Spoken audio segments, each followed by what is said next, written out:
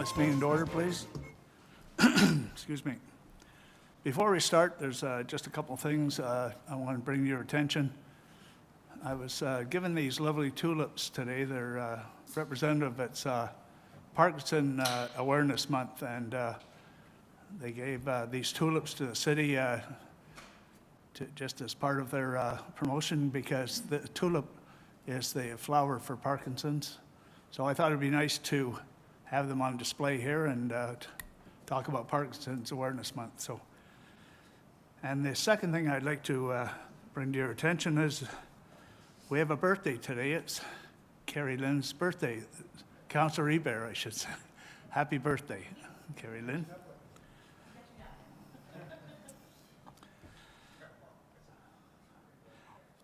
All right. Sego bonsoir, and good evening and welcome to our April 11th council meeting. Could I have a moment of personal reflection?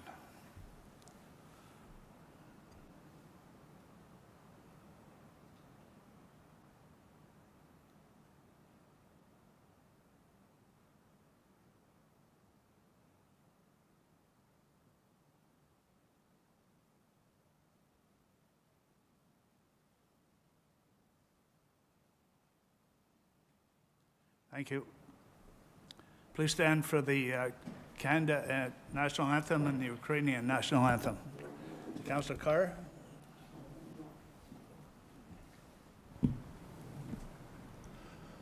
O Canada, our home and native land, true patriot love in all of us command.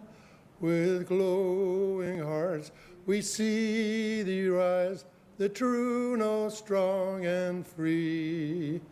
From far and wide, O Canada, we stand on guard for thee. God keep our land glorious and free. O Canada, we stand on guard for thee. O Canada, we stand on guard for thee.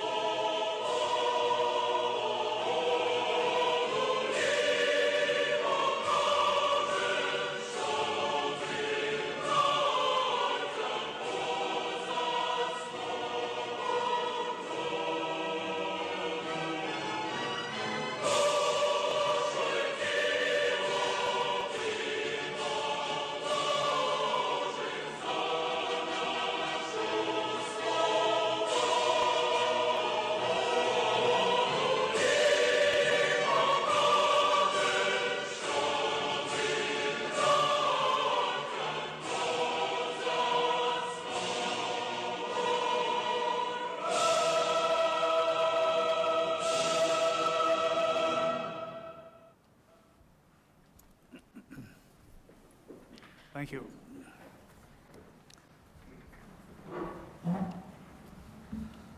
The acting mayor for this month is Councillor Eric Bergeron.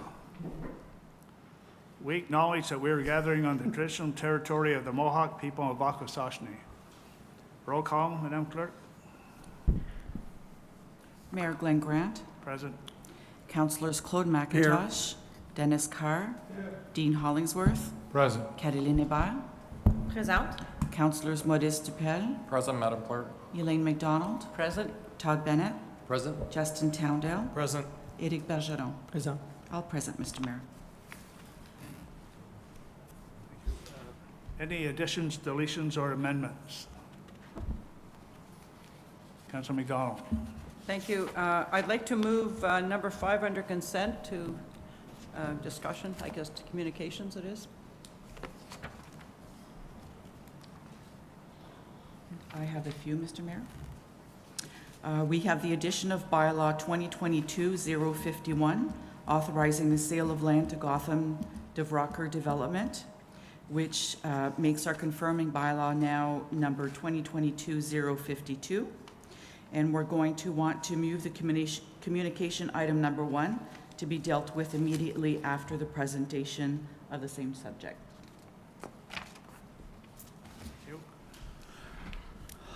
I have a motion to approve the agenda as amended. Councillor Dupel and Councillor McDonald, all in favor? Carried, thank you. Any disclosures of interest for this evening's meeting?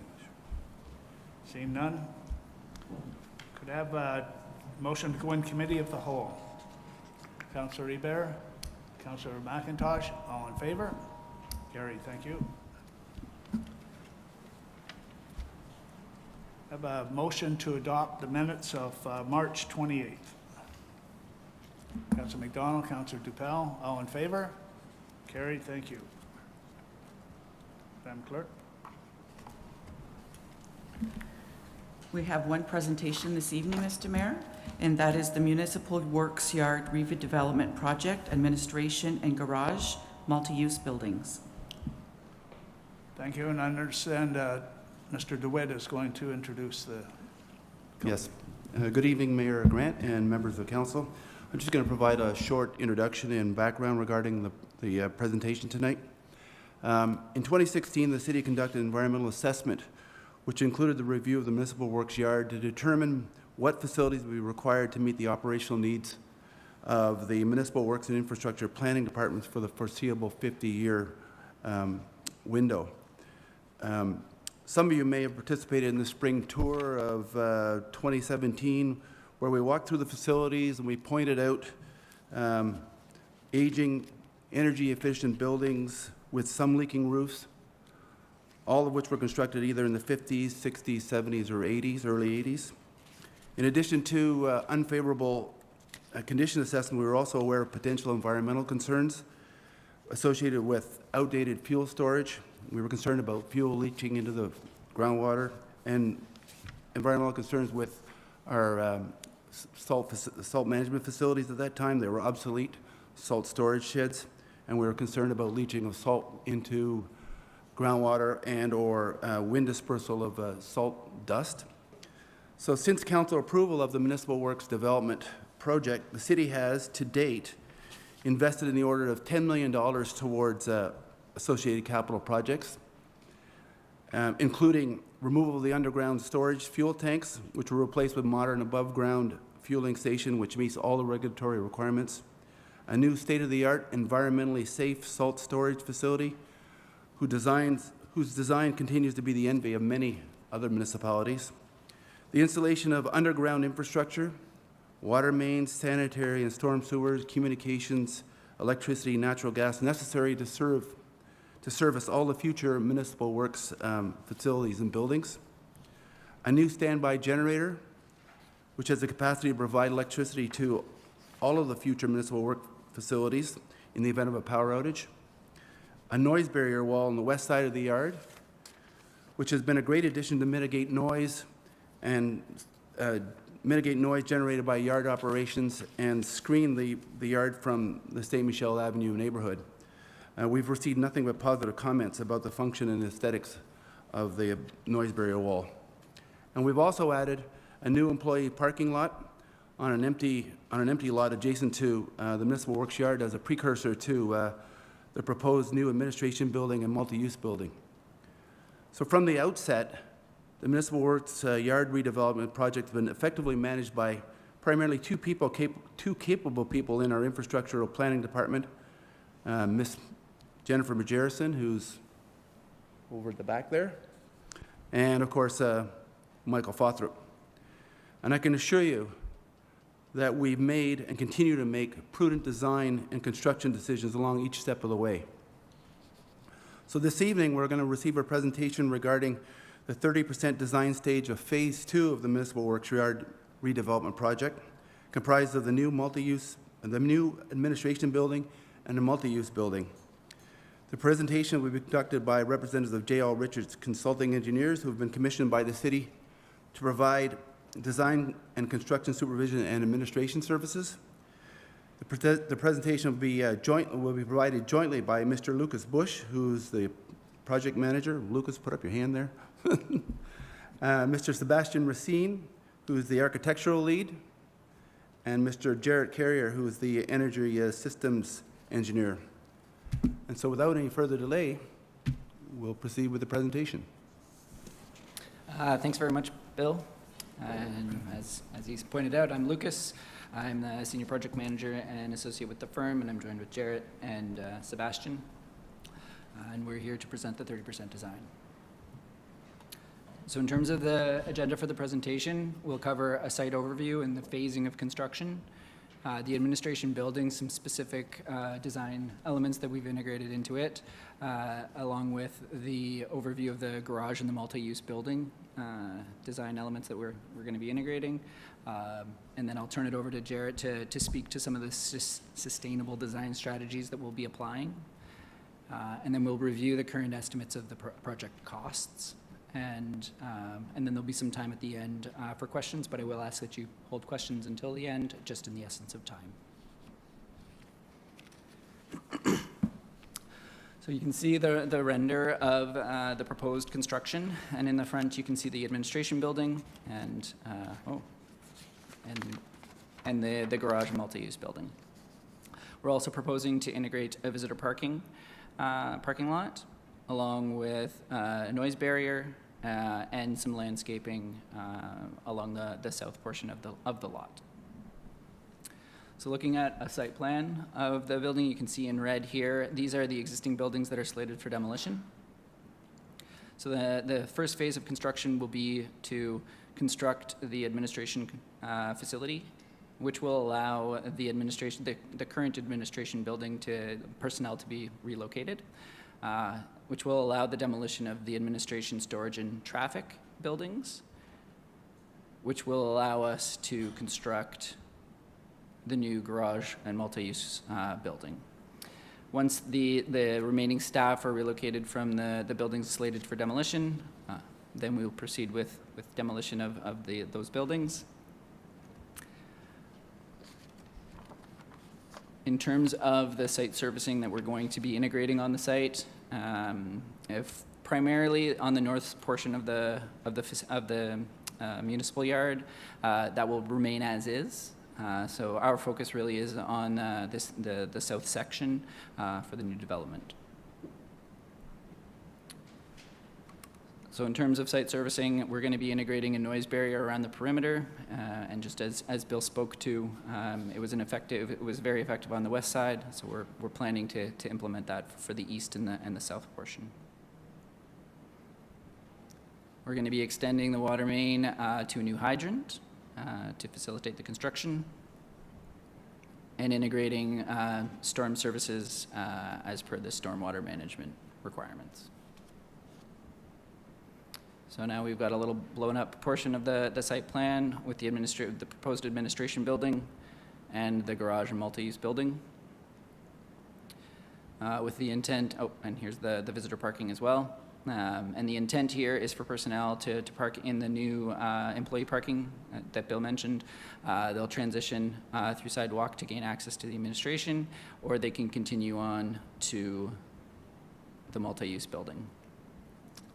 We've also integrated or proposed an outdoor eating area that can be accessed by both the administration building staff and the garage and multi-use building.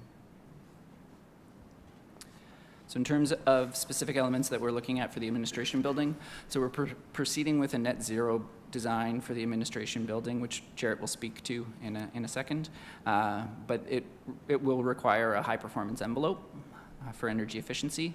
We're also integrating some exterior sunshades to manage the solar heating loads. And ultimately, it is a fairly straightforward construction with very minor accents. In terms of curb appeal, we are looking at creating some accent paneling, but noting that this is made from common and durable, readily available materials to keep costs low. We are also going to be integrating some basic punch windows and maintaining a very low window-to-wall ratio that will be required in order to achieve the net zero. In terms of the layout of the building itself, we're looking at an interior ring corridor to promote circulation with personnel mainly seated at the exterior.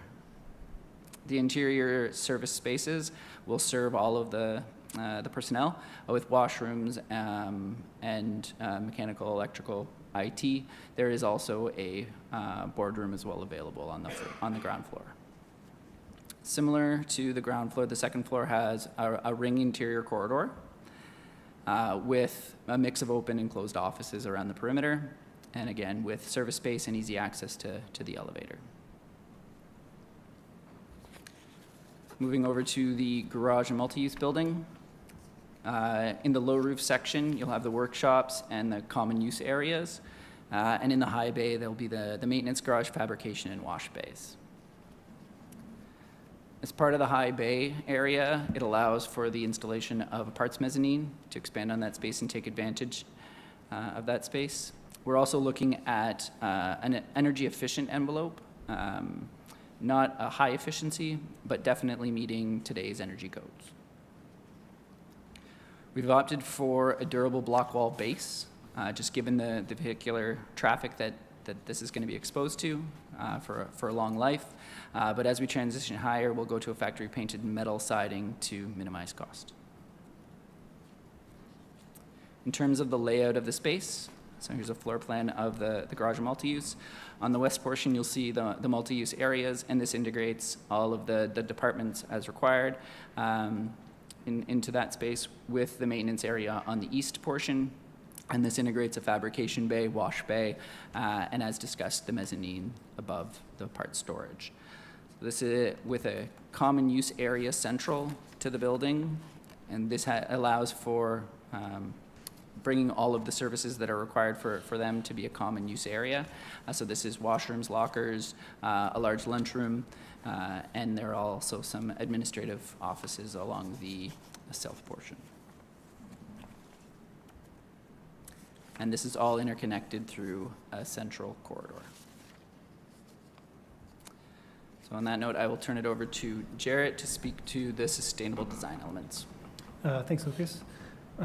So as background, there is funding available to municipalities through the Green Municipal Fund from FCM. These buildings need to target net zero energy to be eligible for the funding. So the funding includes a $5 million grant, up to $5 million, and up to my apologies. It's a low interest loan up to $5 million with a grant of up to $750,000. This funding is competitive and is not guaranteed, and the city is in the process of applying for this funding now. So initially, we looked at lead design for the building. It was evaluated. We looked at all the credits available, and the credits were limited to the city given the nature of the facility and the location. So JLR was asked to explore net zero energy design, both for the administrative building and the multi-use garage, which would make it eligible to qualify for FCM funding. So a net zero energy design prioritizes energy efficiency, which is of value to the city, and is in line with the city's strategic plan of being leaders in sustainability and climate change impact. So you'll see the costs associated with the net zero energy design. The net zero energy design for the multi-use building was deemed prohibitive because an additional electrical service would be required for the building, which made it cost prohibitive. So the garage multi-use building would be an additional $1.4 million. The administration building would be $300,000 for a total of $1.7 million premium for net zero energy. But again, based on these cost premiums, the preferred course was to pursue net zero energy for the administration office only. So a net zero energy design involves generating as much power as the building consumes within a year. To do this, you typically use a solar array to generate your power, photovoltaics, a solar photovoltaic system. And these systems are typically connected to the grid in a net metering configuration. In a net metering configuration, when the PV system is producing excess power, it's exported to the grid.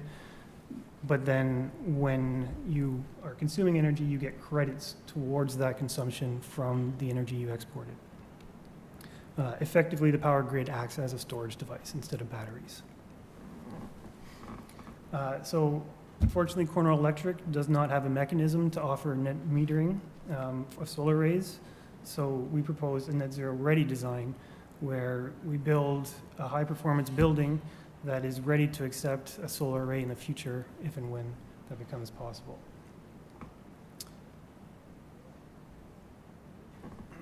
So the net zero ready design of the administration building involves a ground source heat pump system for all space heating and cooling.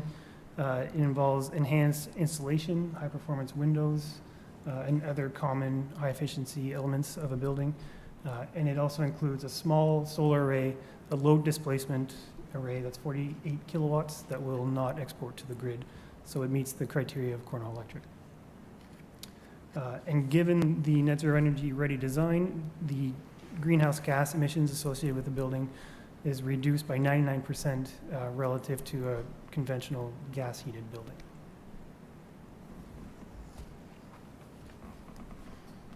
So I'll turn it back to Lucas. So I'll speak to the project costs as they stand today. I guess just looking at this chart, you can see that there is a significant increase in the overall construction budget, design and construction budget. In 2016, it was established at 16.6 million. Now the current budget is 25.3, which represents an 8.7 million increase. So there were some notable elements, allowances, we'll say, that were not incorporated in that initial budget, and we do feel that they are justified in adding to the budget, and so I'll just move through those quickly. So the phasing allowance, which is 3% of the cost of construction, relates to the construction phasing and the multi-year aspect of this construction. As you saw earlier in the presentation, we need to build an administrative facility, we need to relocate, and then we need to demolish, and then we need to build again, and then we need to demolish again. So there is a phasing and a demobilization that the constructor will need to carry for, and that's where this 3% comes into play. So the design and pricing allowance, that's associated with the design to date. We're at 30% design, and as we move forward through design, we can expect there to be unforeseen elements that need to be integrated into the design. There is also an allowance in there for pricing fluctuations that are beyond our control. And as we start reaching out to industry and getting supplier information, we can expect that cost to be refined. The escalation allowance relates to the multi-year construction proposed.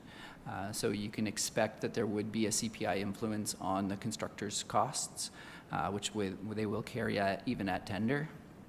And then lastly is the typical construction contingency allowance of 5%. Generally, this is reserved for new builds. given that we are carrying for a phasing allowance, we feel that it is a reasonable estimate of the construction contingency to be carried at this stage. Just some noteworthy things that I'd like to highlight with this budget. So at this point, we haven't carried for the FCM funding of up to $750,000, mainly because it is a competitive process, and we don't know at this stage whether that will be awarded. We're also at 30% design, which would classify this as a Class C cost estimate, so that is plus or minus 15%, but just noting that it was developed in conjunction with an independent cost consultant, Hanscom Limited, which really are, they write books on how to do cost estimating for construction. The other noteworthy thing here is that we are dealing with some pretty significant global forces that do add some project risk, and due consideration should be given to some level of contingency there. But in talking with the industry and with our cost consultants, that is something that is very challenging to predict at this stage. So in terms of the design development to date, we've always been applying a cost control and value engineering approach to it.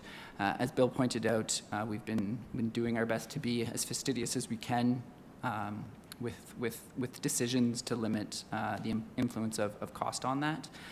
So we've had consistent client coordination and always revisiting the owner requirements to make sure that they're needs and not nice to have.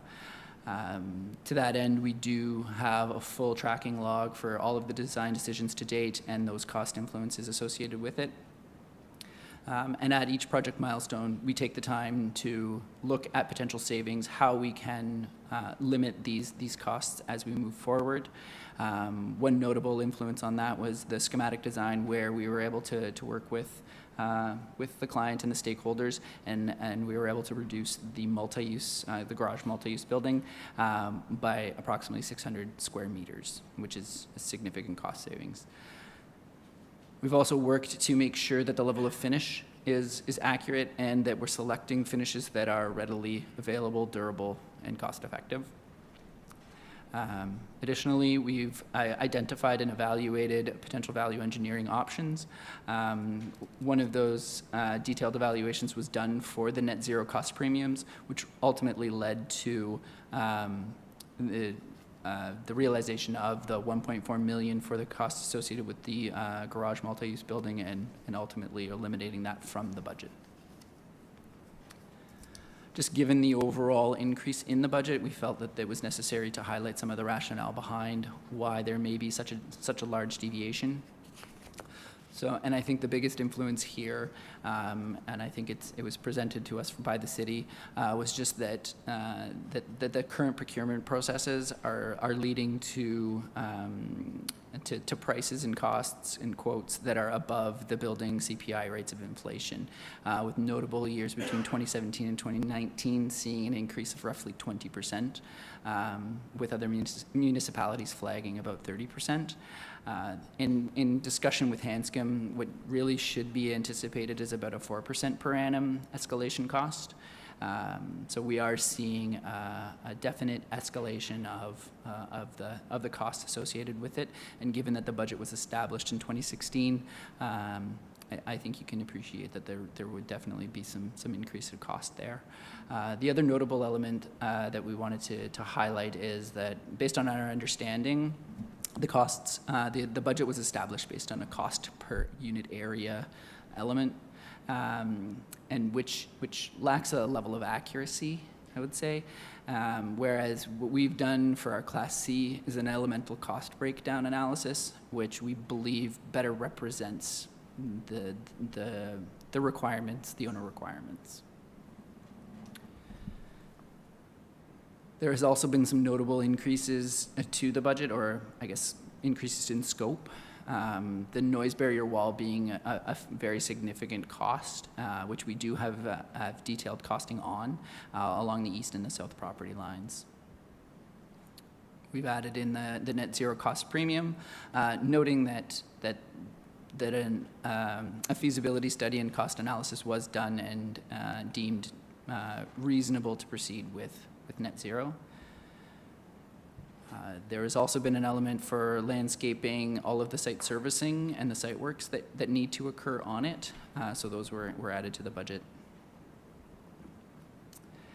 And as previously mentioned, and I wanted to reiterate, that there is these additional allowances between phasing and escalation that, the phasing allowance to reflect the cost of construction sequencing and maintaining municipal works operations throughout the construction. And then there is the escalation allowance that would not have been captured in that original, or I don't suspect it was captured in the original construction schedule, as this is a multi-year tendered construction. So really appreciate you giving us the opportunity to present what we've done to date, and I will open up for any questions. Thank you for the presentation. Councillor Hollingsworth. Thank you, Your Worship. I have a few questions.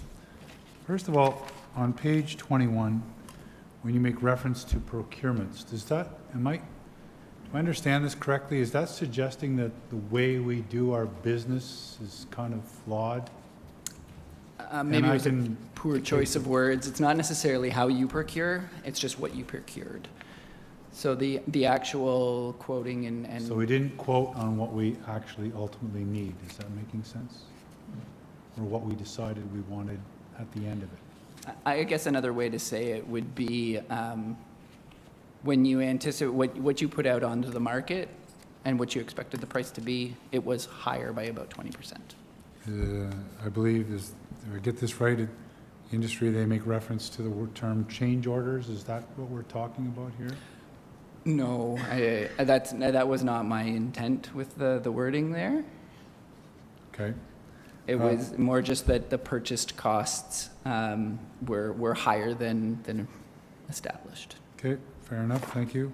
And this one probably is moving a little bit more to our own administrative team.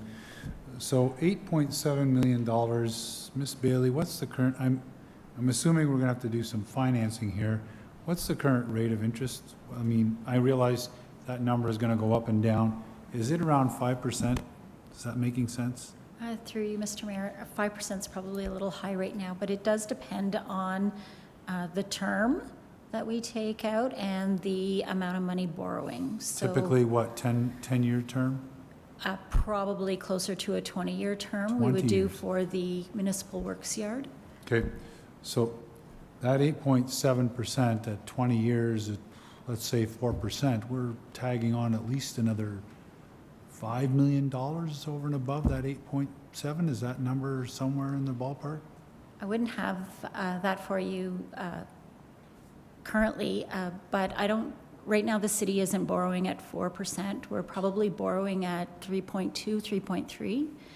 And we would absolutely investigate an opportunity with FCM to see what their low interest loans look like for at least, for up to $5 million.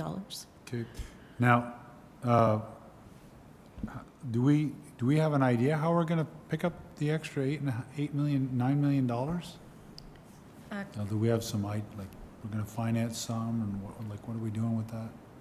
Through you, Mr. Mayor, currently we plan to borrow for the municipal works yard redevelopment. There is some funding, $750,000, that we'd make an application to, and I'm sure Mr. Fothrop, if there are other opportunities for revenue, he would investigate that. Okay, on page 19, it makes reference to plus or minus 15%. Would it be possible that 8.7 is actually could be an additional 15%? Or is that like plus or minus, it could be 15% less, or it can be 15% higher? Is that a fair assessment? Did I read that correctly? Plus or minus 15% is exactly that. It could be plus or minus 15%. So we can anticipate another 15% over and above this number? Or below. So Okay. I'd leave that to the cost experts. This is, I guess, typical of putting a budget together for construction such as this. And one last question, Your Worship, if I might. So when this building is done, on page 18, you make reference to NZE ready or NZN ready. Does that mean that it's not really a narrow Zet Energy when it's finished, it's not going to be a net zero energy, thank you, building. It's just going to be ready to convert to a net zero energy building. Is that correct? Partially. There is a solar array on the roof, so to bring it to full net zero energy, you would need some additional solar. Okay, now, as part of that, I saw 90%, 99% if it was fully net zero energy. What will our version be? On page 18, where you talk about the 90% of emissions, if we didn't do when this is done, it's not going to be 99%, correct? The net zero energy ready is approximately 99% Oh, okay. reduction, yes. Okay. All right, thank you. Thanks, gentlemen. Thanks to admin. Councillor McIntosh. Timeline. Do we have a timeline on this? Did I overlook that? When do we expect to have all this done? Through you, Mr. Mayor, I can answer that. So yeah, we expect to have the design completed within 4 to 6 months, and we should be out to tender in the winter of this year and be ready to start construction early next year. Something I want to pick up on what Dean talked about, the projection of interest costs. Everything I'm reading in the financial pages, interest rates or inflation is going to escalate. In fact, the White House said today that they're concerned that it's going to take a massive jump this year. So we go back to that current budget cost of $25.3 million. It would be awfully difficult to have a crystal ball and see what this is really going to cost in 2.5 years, 3 years. You're really guessing, aren't you, on this? You're not an economist. It's true. I'm not an economist. We have consulted with and brought in an independent cost consultant that has established this value, and they're estimating an escalation of 2.5% as an allowance, and I think that's all I can really speak to. As you said, we don't really have a crystal ball and know what's going to happen there. I see Hanscom says 4%. That's what they're per annum? That's been there. That seems awfully low compared to the industry standards. When we talk about construction costs have gone up 20 to 30% in the last year and a half, and that's with inflation running at about, what, 3%, 3.5%? And now we're talking 9% possibly. Construction costs aren't going to be isolated from those inflationary pressures. And all we can speak to at this stage is the current construction and our current estimate. Okay. Through you, Mr. Mayor, to Ms. Adams, this at $25.3 million and rising would definitely make it one of our biggest projects ever undertaken by the city. Through you, Mr. Mayor, it is a big project. Our expansion of treatment at the wastewater treatment plant was fairly significant as well. However, we had, provincial and federal funding for that. It is a big project, but it is, I think if we look at the importance of the project and how it allows us to be, I think, better equipped and more efficient in dealing with those services for the community. I mean, this is a significant investment in our portfolio of assets and our infrastructure, right? So the way that we would finance that, per Ms. Bailey's comments, it would be taken on similar to a long-term loan or a mortgage type of approach, right? And that would be, we would recommend that, and it would be financed over that time, and then the people in the community that are benefiting from the facilities long-term are contributing to that. Yeah. I suspect something like this, we go back several years, many years, but this is the kind of thing that was always, something had to be done with maybe this building, it was put off, and now it's come, we got to do it all at once. I've been in those buildings. They're ancient by standards. The salt shed was a good example. Yes. dreadfully outdated. And so anyway, okay, we'll see how it unfolds, but I think that the 4% annum increase in costs is kind of really low. But who knows? You're an economist, you know. Councillor Bergeron. Thank you, Mr. Mayor. Do we know if Cornwall Electric is looking at metering to allow for this? Because that would go a long way, and I think the second building, if you could put solar panels on that, maybe it would, I suppose the question is Cornwall Electric going to do this? I can't speak for Cornwall Electric, but in speaking with them, there's a franchise agreement between them and the city that does not have a mechanism for net metering. Ever? At this time, no. So, thank you. Would that mean that we would have to negotiate with Cornwall Electric for that to happen? Is that? Through you, Mr. Mayor. So I happened to be speaking with Jackie Baird last week on multiple items with respect to the city and Cornwall Electric. This item did come up in conversation. We talked about how we might need to take a look at the franchise agreement and see if that needs to be revisited.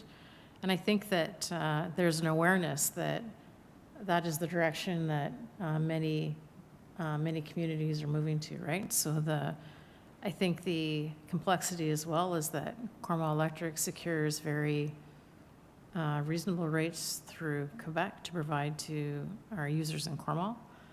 And so I think it's not quite the same as dealing with Hydro One or a larger entity, but so we're discussing it. I think that it's on everybody's radar, so I'd like to be optimistic that at some point in time it might be a possibility. But I don't have a timeline whether or not that would happen in the near term. Is that something that council can push forward with Cornwall Electric, or is that in a contract? No, I think, through you, Mr. Mayor, I think that it's something that would require council to be engaged with, and I think that it's important for council to want to be, part of that process. So I think it's just early at this point in time. I think it would be good for us to, from an administration perspective, it'd be good for us to continue to have these conversations with Cornwall Electric, and then at some point in time, we'll need to come back and provide an update to council. Thank you. Any other questions? Councillor McDonald. Thank you, through you, Mr. Mayor. You mentioned, pardon my back, by the way, but I'll speak into the mic. It'll serve us all better. You mentioned that you eliminated 600 square meters from the multi-use garage building and reduced costs accordingly. And I'm wondering, did you take out a specific feature or service, or did you simply compress everything? And I guess the second question is, are the people who are going to work there happy with the reduction? I can say that we've consulted with the stakeholders, and in talking with them, coordinated the reduction in their spaces. Okay, and is it basically compressing space, or is it actually eliminating some features? From what I understand, there was no features eliminated. Okay, well, thank you. And a second question is about the noise barrier wall on the east side. I'm trying to visualize. I think it's not developed yet, but I guess in the official plan, we're looking at development happening on the east side. I'm not even sure how much the noise barrier wall is, but I see we're going to put it on the east side. Through you, Mr. Mayor, the property that is east of this is zoned and designated residential and is privately held. Okay. So we don't know when it will be developed, but we can anticipate that it will. Yeah, I think the expansion of LeMay through to McConnell will probably accelerate development of that land. Yeah. Yeah. And my last question, I'm not sure if you can really respond to this, given the stage of development that we're at, but I'd like to know what the traffic patterns are going to be in the yard itself. I see you have some pedestrian paths outlined, and it might be impossible to describe that when some of the buildings that are there now are going to go, and there'll be other buildings put up. But generally speaking, I've been in that yard a couple of times, and traffic is, you know, I don't know what the final plan's going to be. Now, I know most people will park south of 12th. That's a great parking lot that's been built there. But what are the roadways in this space? And if it's too soon to tell, that's okay too. Well, we can speak to the vehicle traffic and how that would circulate around the multi-use, and that is being looked at as part of the design. We do have turning radius established for all of the large vehicles as part of the 30% design package, which we can, I'm assuming we can share and show at some point. We don't have it here today, but it can certainly be. Well, we'll be seeing more as Yeah. you go forward, I guess, so that's fine. I can wait. Thank you, Mr. Mayor. Any other questions? Well, thank you for your presentation, and we appreciate all the information given. Madam Clerk. At this point, Mr. Mayor, we're going to introduce the motion that was in communications section. And that motion, that recommendation is that council endorse the proposed 30% design of the second phase of the Municipal Works Yard redevelopment project as presented by J.L. Richards and Associates Limited. Motion. Councillor McDonald, second by Councillor McIntosh. Question?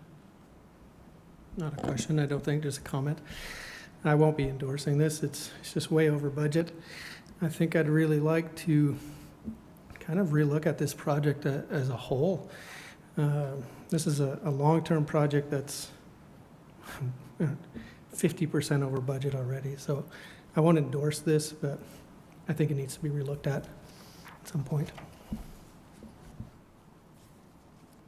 Councillor Towndale. Thank you, Mr. Mayor. Through you, I had a question about the report on the, from the communications section. On the first page, it says that the 2016 report by AECOM, which was the environmental assessment, did not include contingencies. The thing is, I have that presentation from 2016, and it did include contingencies. There was a $5.3 million contingency. So I'm trying to get clarification on that point in the report, if someone can answer that, please.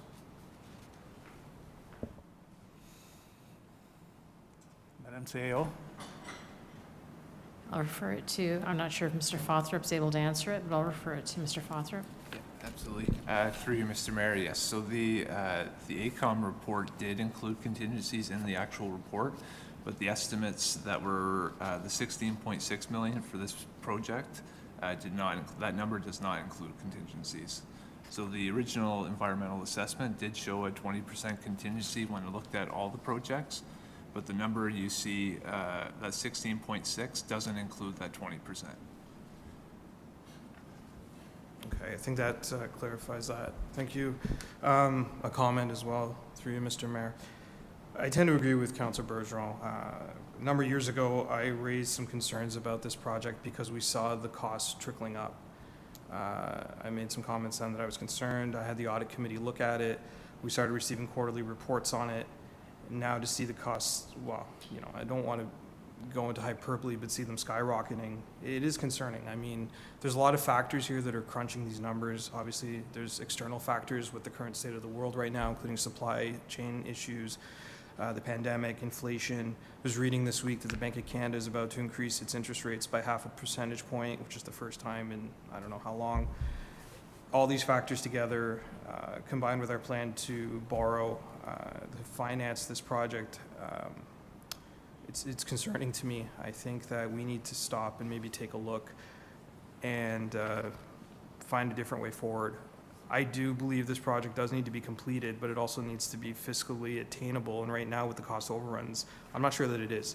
I've been in those buildings as well. I worked in them as a student many years ago, and I toured them when we had the opportunity to do so. And I know that the shops, especially where the majority of municipal works out of, they're outdated buildings. Some of them are plywood. and they need serious, serious work. But in the same vein, the numbers here are very, very strong. So I can't support it at this time moving forward with the way it's presented. Thank you. Any other comments? Councillor Bennett. Thank you, Mr. Mayor. We look at the 16.6 million estimate from 2016, 2017. Here we are 5 years later, we're at 25 million. My fear is that if we decide that we're going to, wait another couple of years to see, magically the price is going to come down, I don't see that as, I'm just going to see that 25 million become 30 million or 40 million if we keep waiting. If this project in 2017, hindsight being what it is, we should have started it in 2018 and we'd be in under $20 million. But to put this off at this point, for all the reasons to put it off, I just think that the way costs are going, and Councillor McIntosh, talked about the papers he's reading and the way things are going, there's no way that cost is coming down. It's only going to go up. And yeah, that's a big chunk to look at and to absorb.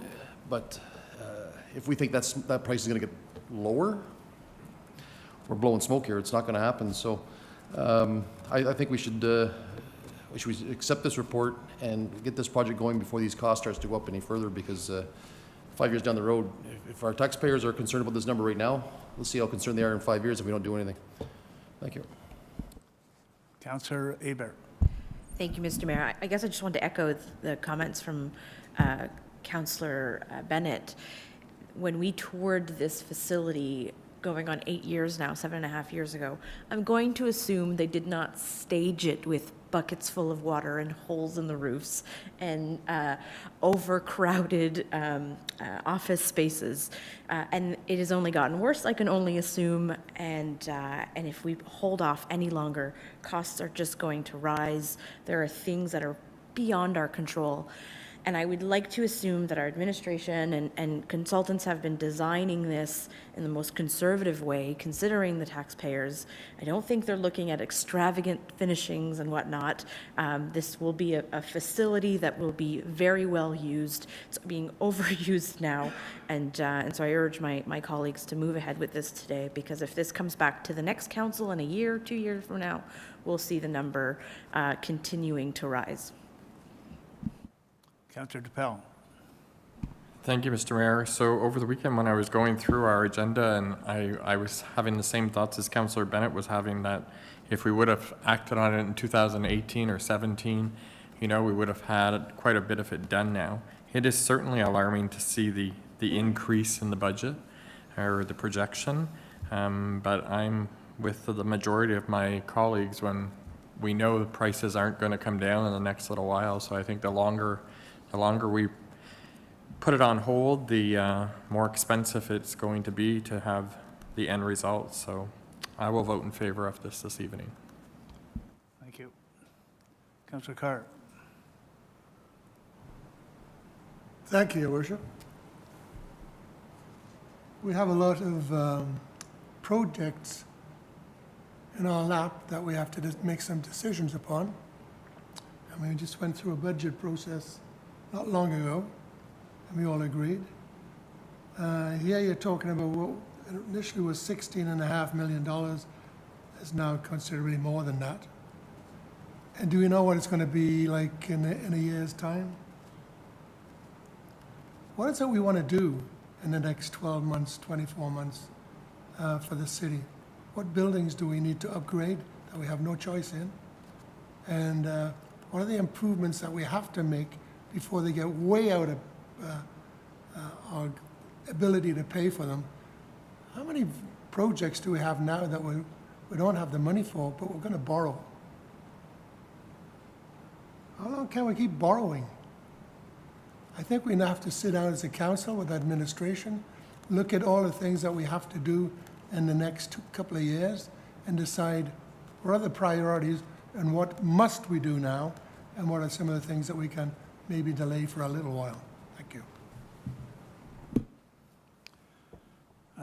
Everyone's spoken on this. Councillor McDonald, sorry. Thank you, Mr. Mayor. So I'd like to urge my colleagues to support this motion. We've bandied about quite a few figures here tonight, and I won't bring up any of my own except to say if we were to discuss the loss of funds due to the inefficiency of the working conditions in the current yard, then I think we might feel more compelled to support this work to go forward. Councillor Hubert enumerated the condition of some of the buildings, and I concur, they're terrible.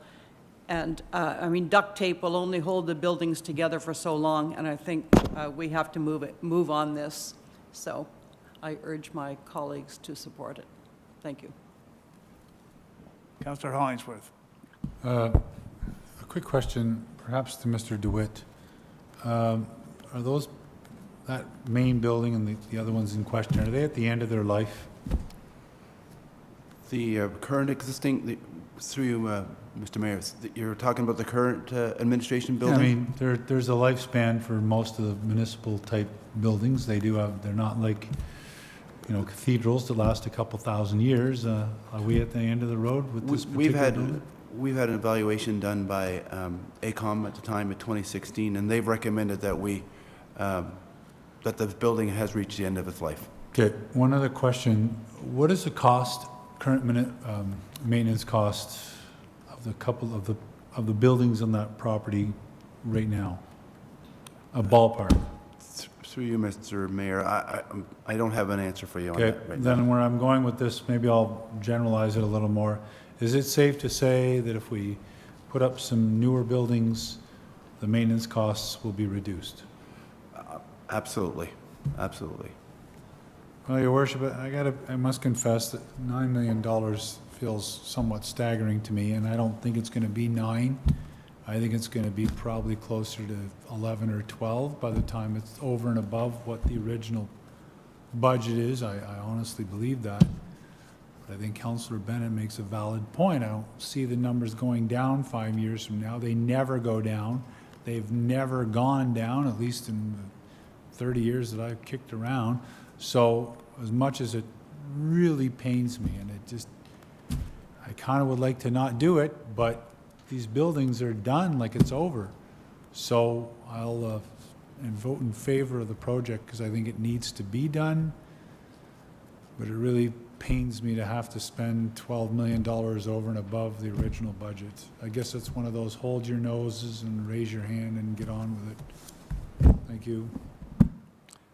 Thank you for all your comments. I'm going to support the project because it's another example of us deferring,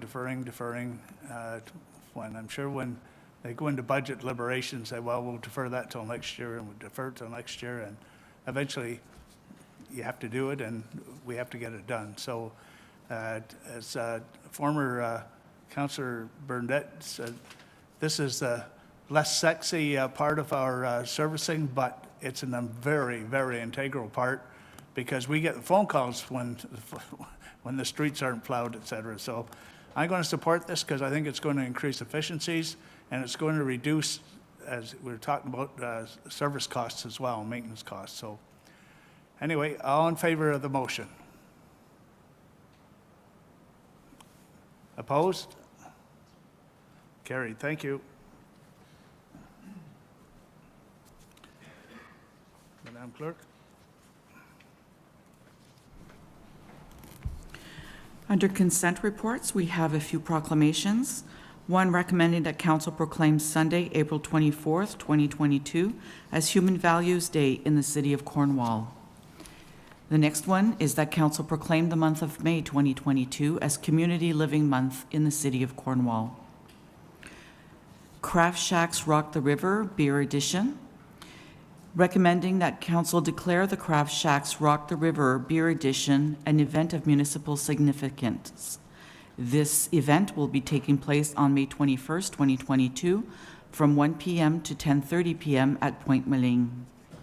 Encroachment agreement for a project sign at 44 Pitt Street.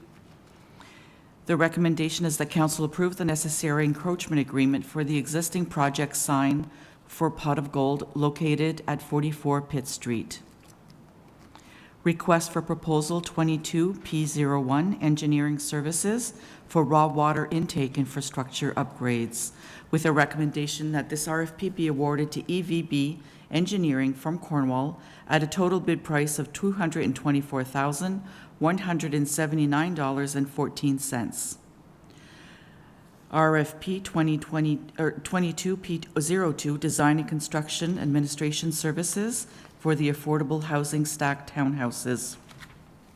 Their recommendation is this RFP be awarded to IBI Group Architects Canada Incorporated from Kingston at a total bid price of $207,482, excluding HST. Tender 22T05, PLC and control room upgrades at water purification plant. Recommending that this tender be awarded to Capital Controls and Instrumentation Incorporated from Ottawa at the total bid price of $1,116,975.02.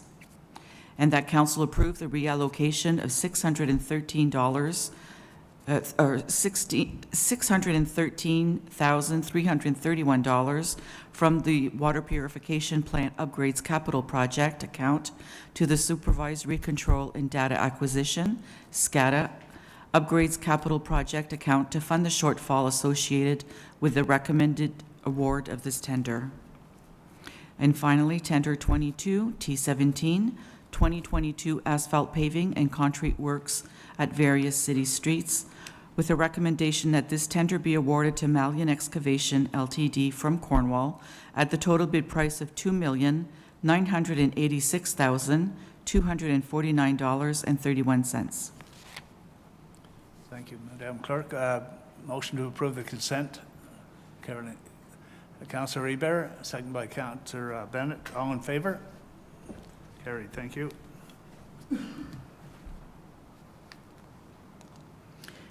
We have no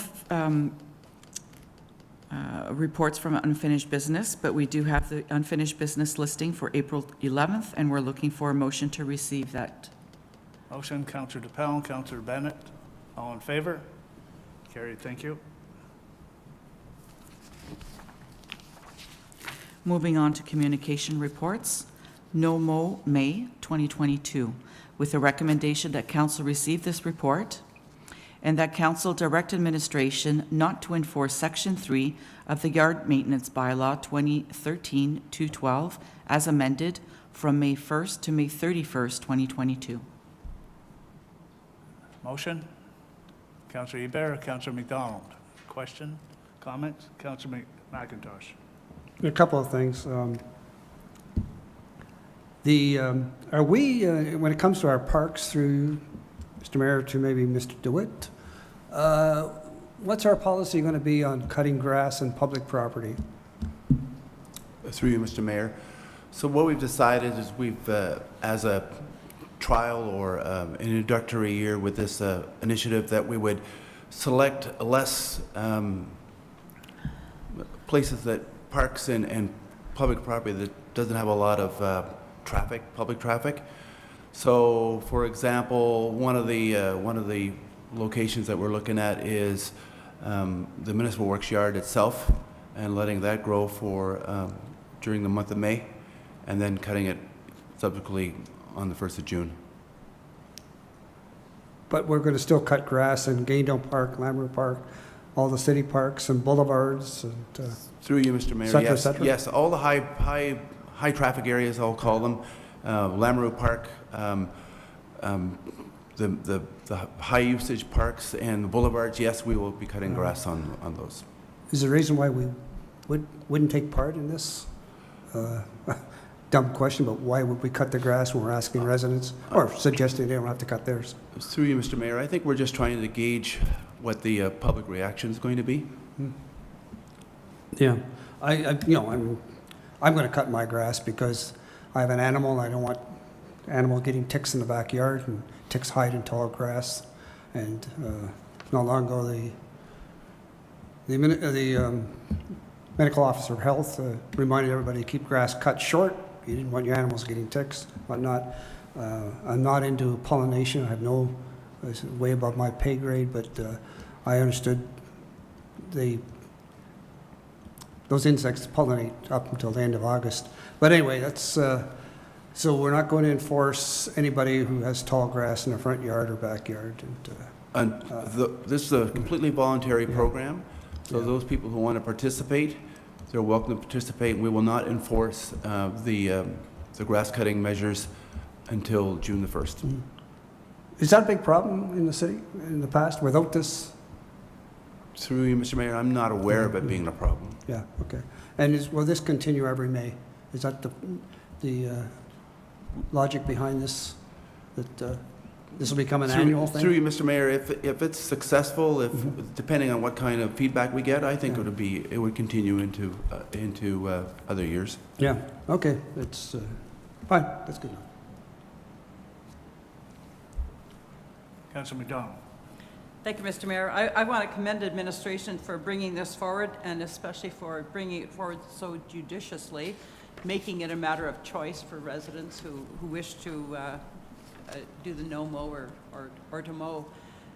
And I look forward to it playing out across the city. I think many residents will be very happy to be doing their bit for the population, the bee populations and that sort of thing.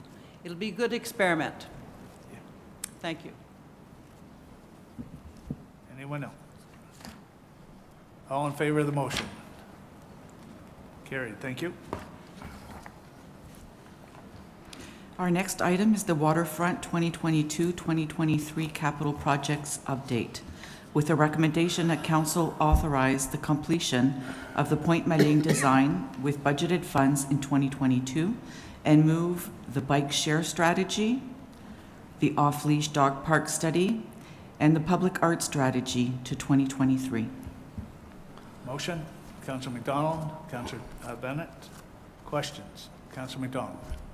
So, well, actually, it's a comment. I'm really happy to see that, obviously, if we can't afford to do it all, that we did choose to go ahead, or we hope to, if council approves, with the Point Maling design through the budget, because if I'm not mistaken, we've tried in the past to get grants to do the Point Maling design, and we haven't been successful.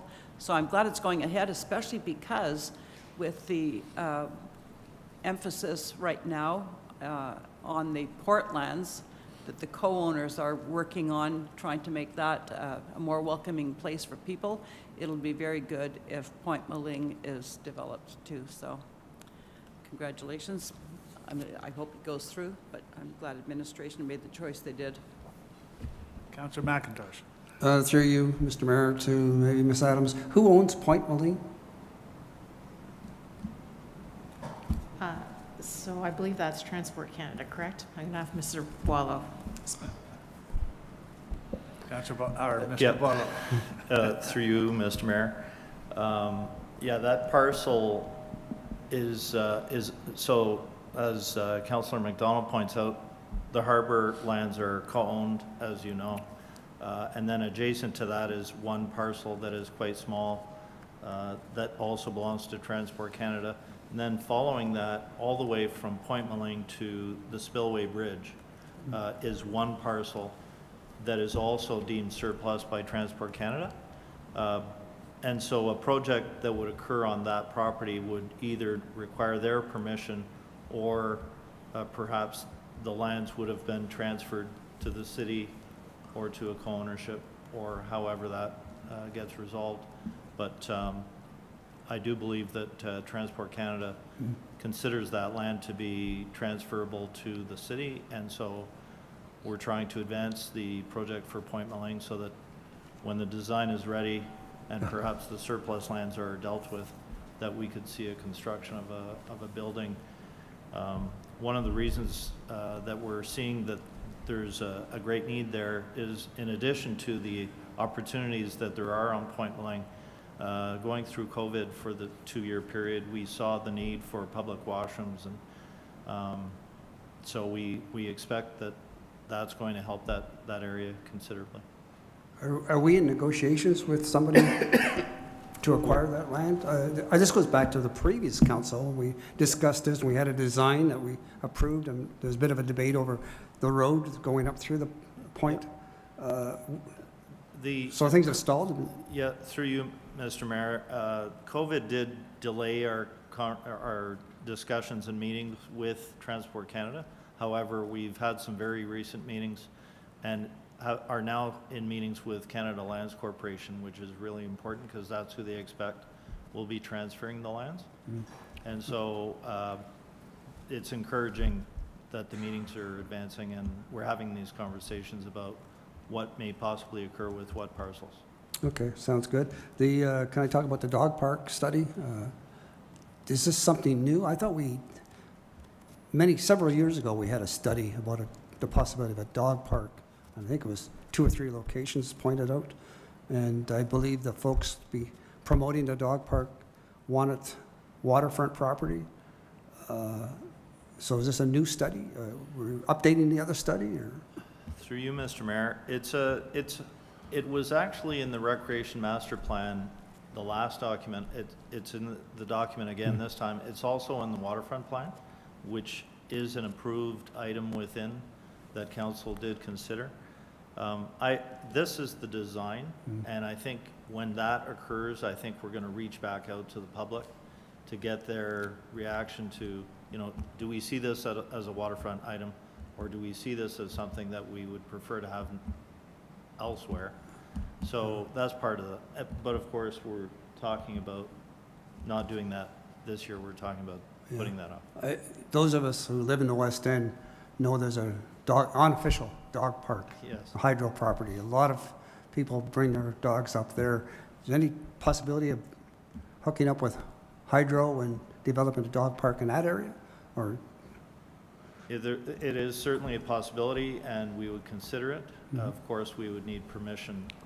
As you said, it's unofficial, and so if you're going to formalize something, oftentimes with a dog park, you actually need water and sewer.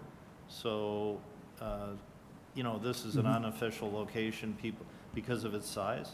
But I think if you were going to formalize it with fencing and, water, sewer, and all of the requirements, you have to make there's an investment. It's not just a vacant land. Okay, thanks. They got one in Mooresburg, I believe, in the waterfront too.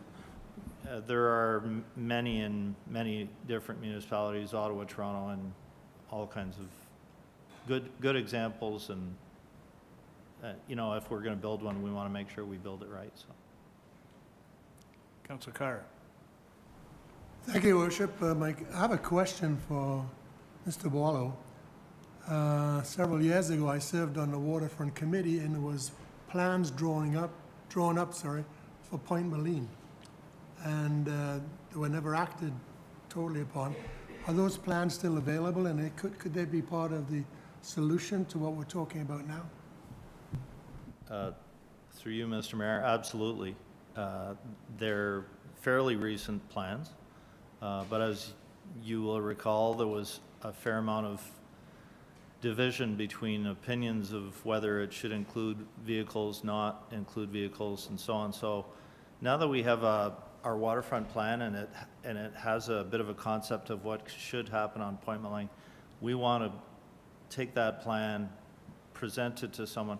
I think things have changed a little bit over the years. The connection with the Harborlands, the direct connection with Harborlands, I think changes Point Moline a little bit. So we want to advance the project, and we think a public comprehensive design is the way to go. With Point Moline, there's many people in town are not aware of Point Moline. I've never been there. I'm not aware of the views that you can experience there. And I think there's an opportunity right now to start looking at the reports that were done before and put some of them into practice. I know you know all about them, Yes. because you were there. Yes. It is, I think, one of the greatest pieces of property in the city of Cornwall. Councillor Bergeron. Are we able to do a $10,000 dog park study instead of a $20,000 one? What would that entail? I don't know who the question is to, maybe Mr. Boileau. Through you, Mr. Mayor, we could certainly investigate whether something could be done for $10,000. These are estimations that are provided by the people who did the waterfront plan, and so it could be, for example, that $10,000 is sufficient. I mean, we're $10,000 under budget, so I would have liked to see it included. I don't know if I can add that to this motion. It's not my motion, but I would leave it included. I think it would take a new motion. That's my opinion. Let him do a vote in this, and then you can introduce that, Harry. Sounds good. All in favor of the motion? Opposed? Carried. Thank you. Councilor Bergeron. I'd like to make a motion that we have a $10,000 dog park study done this year with that surplus. Is that half a study or? I believe it would be a full study at that price, but that's the budget. So to start the study then. I don't think, if we have a $20,000 budget. So, okay, the motion is there. Is there a seconder for it? Councillor Towndale. Discussion. All in favor? Opposed? Carried. Thank you.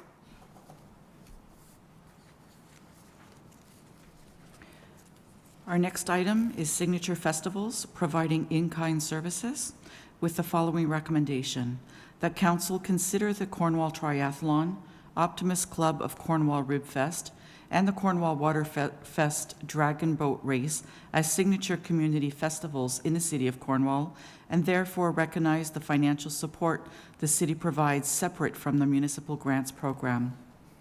And that council direct administration to reduce the municipal grants program budget by $30,000 and transfer this amount to the respective city departments that are providing the support. Motion. Councillor Bennett, Councillor Hollingsworth, Councillor Bennett. Thank you, Mr. Mayor. As one member of the Grants Committee, I must say that I'm happy to see this kind of thing happening with these events, because under the rules of the Grants Committee meeting, you're allowed 3 years in a row of funding, and then you have to take a 2-year break. So that would drastically affect these kinds of festivals that we have, and they absolutely add to the quality of life in the City of Cornwall. So it would have been a shame to see them age out of the program.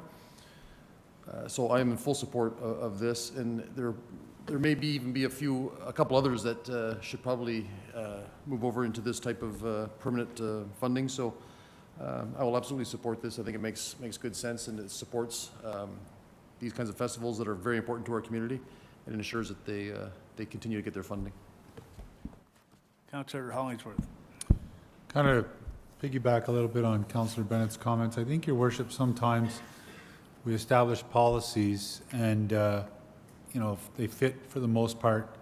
But in this case, there was a sense the community is in favor of these particular festivals mentioned in the motion, and they kind of weren't really fitting into what the grants committee were, like how they were trying to operate. And so typically grants seed money to get something up and running, but I think most of us would agree that people in the community are you know, very in favor of the Ribfest as an example, and certainly, as was pointed out in the report, the triathlon has become kind of a cornerstone of the municipality. And so to say, well, sorry, you know, the policy, you're kind of out of time, I don't think the community would have thanked us for that.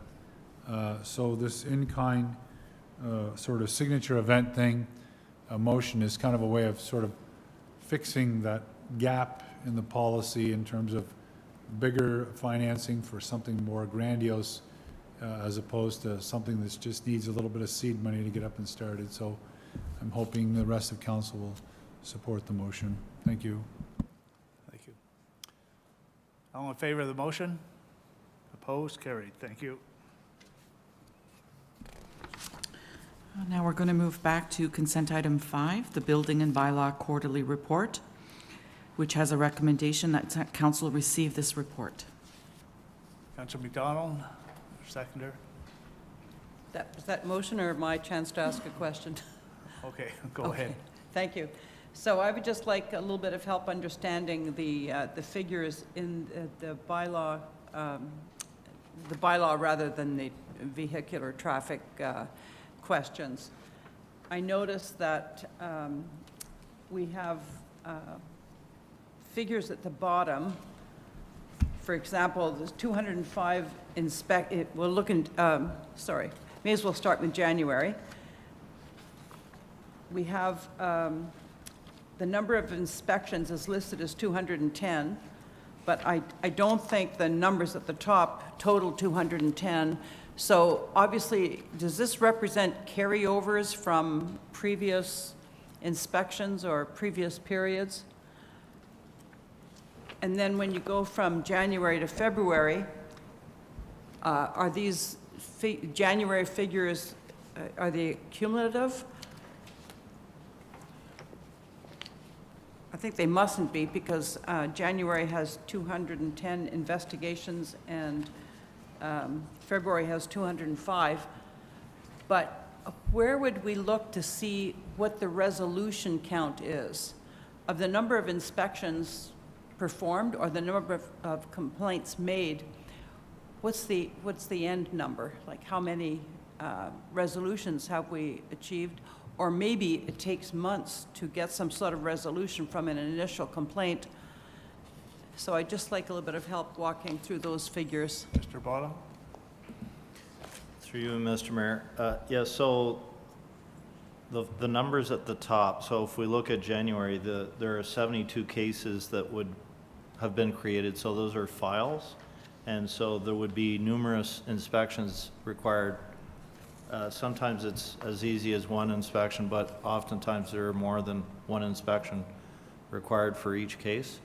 I would say for the majority of the situations, there's more than one.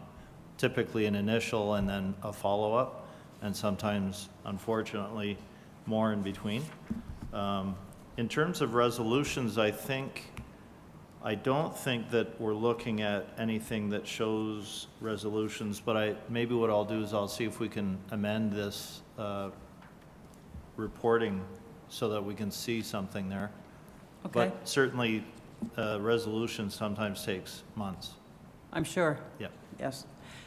And I notice, I mean, we talk about property standards a lot, and property standards tends to have the highest number of complaints related to it. And another one is yard maintenance, and it's a pretty high number too. And I hope that our no mow May doesn't cause those numbers to shoot up. Well, through you, Mr. Mayor, we expect that we're going to have compliance with people in the month of May. I don't think typically that's a month that we have the tall grass problems the way we sometimes do in some of the other months, but it does occur. So, as Mr. DeWitt said, we're going to go through this process and hopefully have compliance with all other requirements, property standards included. Yeah, and I think I saw a document not too long ago that said we've got 5 full-time bylaw people looking at complaints and that sort of thing, so. Yeah, so there are in fact now 6, and they are cross-trained so that we don't have some, we used to have 2 who would do property standards, 2 would do parking, 1 would do general bylaw. They're now cross-trained so that they can all do all of those items. And so, yeah, we have 6 dedicated people who can consider all of what you're looking at. Very good. Yeah. Thank you very much. Motion to approve that report. Councillor Dupel, Councillor Ibero. All in favor? Carried. Thank you. Madam Clerk.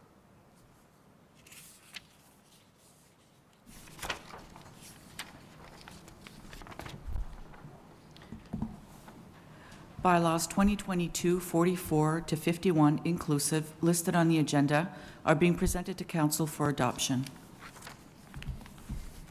Motion. Councillor Bennett. Counselor Towndale. All in favor? Opposed? Carried. Thank you. Reports from standing, advisory, special, and ad hoc committees of council, Mr. Mayor. Counselor McDonald and Counselor Bennett. Thank you, Mr. Mayor. I'd just like to say on behalf of the arts community that the nomination period for the Hall of Fame for the Arts, for nominations to people to be inaugurated into the hall, is open, and it will remain open until July 1st. So I urge people to go to the Hall of Fame, Arts Hall of Fame website. The nomination form is there, it's downloadable, and it's very simple to follow. And since the Hall of Fame is only 5 years old, we continue to reach back into history to pick up the names of people who weren't honored in their lifetimes. And of course, we recognize contemporary artists as well. And I'd just like to say, last week, Stephen Gill, who was inducted into the Hall of Fame last year, died recently. And we were very happy that he knew he had been inducted into the Hall of Fame. So I ask people to participate in the program. Thank you. Counselor Bennett. Thank you, Mr. Mayor. The Social Development Council of Cornwall SDNG and Akwesasne is hosting a job fair on April 21st. It'll be at the Cornwall Square at the upstairs portion of the old Sears store. It'll be on from 10 a.m. to 1 p.m. and then again from 3 p.m. to 6 p.m. So far, there's 45 employers signed up and a little over 800 job opportunities awaiting to be filled. So if you're living in the city of Cornwall or even outside of the city of Cornwall looking for a job, this will be the place to be on the 21st. So get your resumes ready. Thank you for that. Next. Next is the confirming bylaw, Mr. Mayor. Motion, Counselor Carr, second by Counselor Hollingsworth. All in favor? Opposed? Carried. Thank you. Good evening. Motion to adjourn.